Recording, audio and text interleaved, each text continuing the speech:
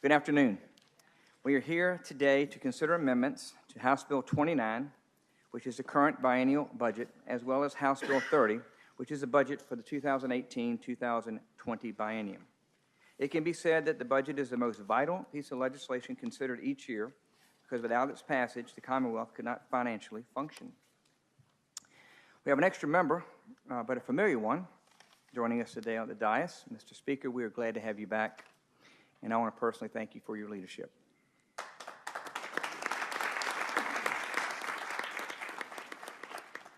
First, I'd like to mention that this session, the makeup of this committee changed dramatically.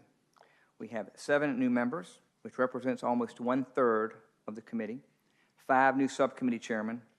While these new members might be considered rookies, they were expected to perform like veterans, which they did.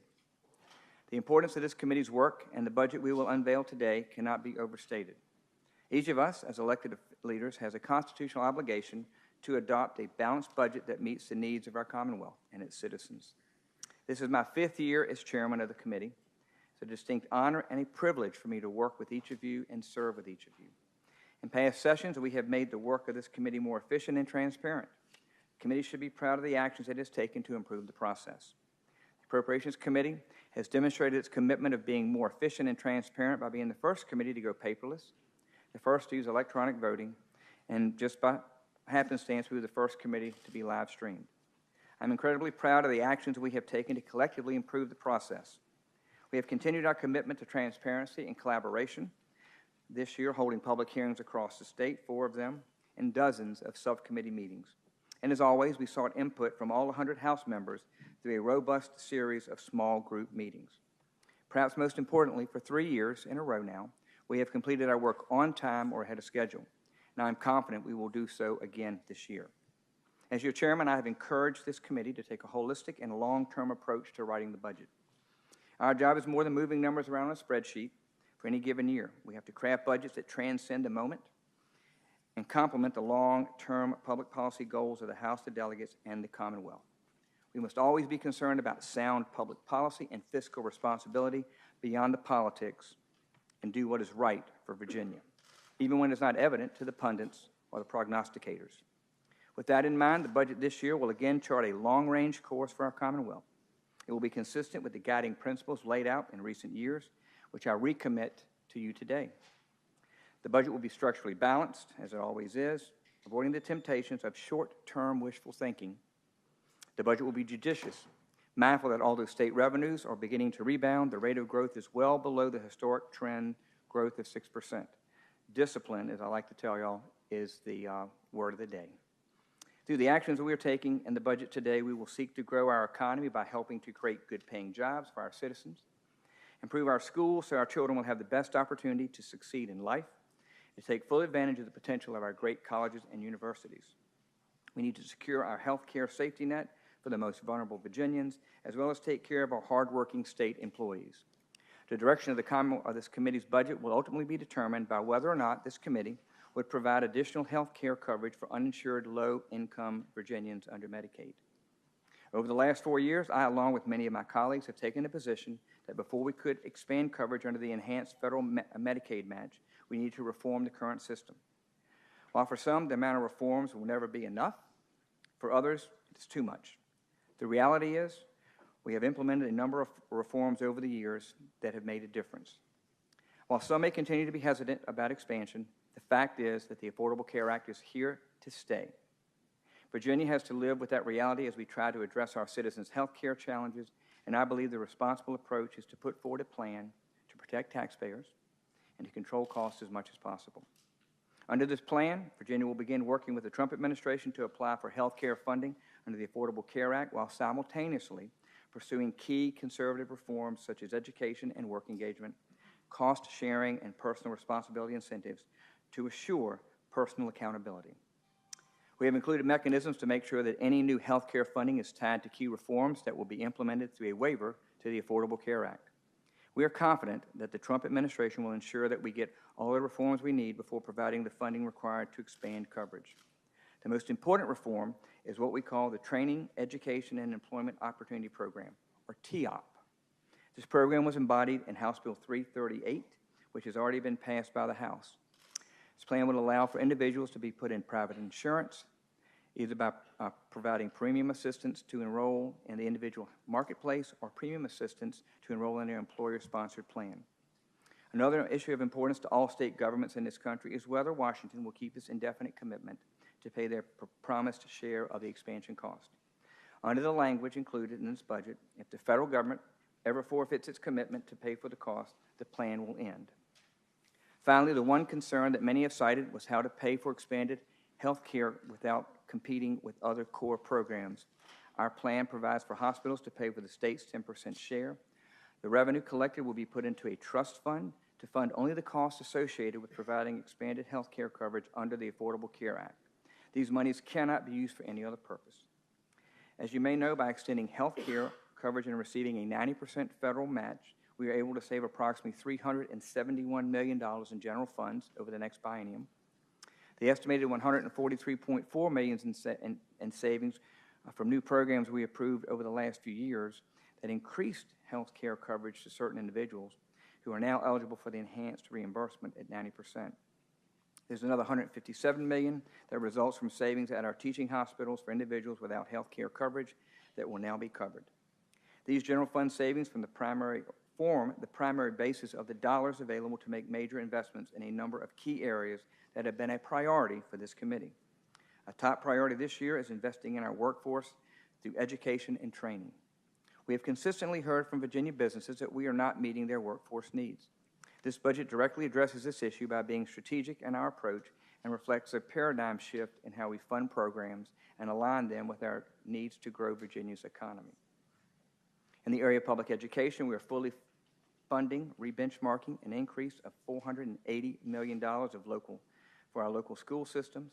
This is a sizable investment that will make sure Virginia's public school systems are preparing our young people to go to college or get the training they need so they can find good-paying jobs. In addition, the committee budget fulfills our multi-year commitment to increase the amount of money we send back to local school divisions without any strings attached. The budget increases the amount of lottery money being sent to school divisions by $91.7 million over the biennium, representing the 40% of the total lottery proceeds, which is a goal we set several years ago. We're also providing $6.1 million to aid our smaller school divisions that have seen years of declining enrollment, much like we did last year. Another strategic investment that our budget makes in the area of higher education. This budget specifically targets $42.6 million in new state funding in order to increase degree production in 4 key areas: data science and technology, science and engineering, healthcare, and education. We face chronic worker shortages that require these degrees. The days of funding new college enrollment without consideration of the type of degrees we need to compete in the global market must end and will end. No longer will we be giving colleges credit for just increased enrollment. They must perform and deliver the degrees that we need. Likewise, our budget will better align our workforce credentialing program with training needs identified by the regional Go Virginia councils. Perhaps one of the most exciting strategies included in this budget is a $50 million investment in CyberX. CyberX will leverage the strengths of several of our universities by creating an institute for research, education, innovation, commercialization, and industry internships in the area of cyber technology, big data analytics, and autonomous technologies. Delegate Rush will further expand on this exciting opportunity to move Virginia forward in the ever-changing world of technology. The Port of Virginia remains one of the key economic drivers of our economy. But in this competitive international environment, more must be done to ensure Virginia's port remains positioned to be the top East Coast port throughout the 21st century. I am pleased to report that we're including $350 million in funding to allow the Virginia Port Authority to build on its momentum and proceed at once with the much-needed deepening and widening of the channels. Included in this amount is $20 million in Commonwealth transportation funds to immediately begin the preliminary engineering and design, as well as $330 million in bonds to fully fund the state's share of this critically needed project. In the area of intellectual and developmental disabilities, the committee will approve the 825 ID and DD waivers. As part of the House's mental health reforms, our budget will provide an additional 6 new CIT assessment centers in underserved areas. Another top priority will be the deposit of $91 million over the biennium to the newly created Revenue Reserve Fund pursuant to House Bill 763, which unanimously passed the House last week.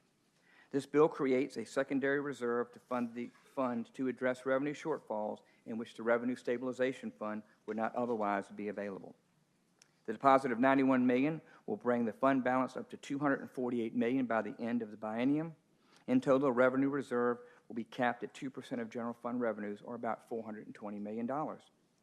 Finally, I want to turn my remarks to what I consider to be our most valuable asset: our state employees, state troopers, correctional officers, state-supported local employees, and our school teachers. Every program we fund, there is a public employee delivering the care, the service, the protection, and the education. While we get the credit, if they were not for these dedicated to service, there would be no programs.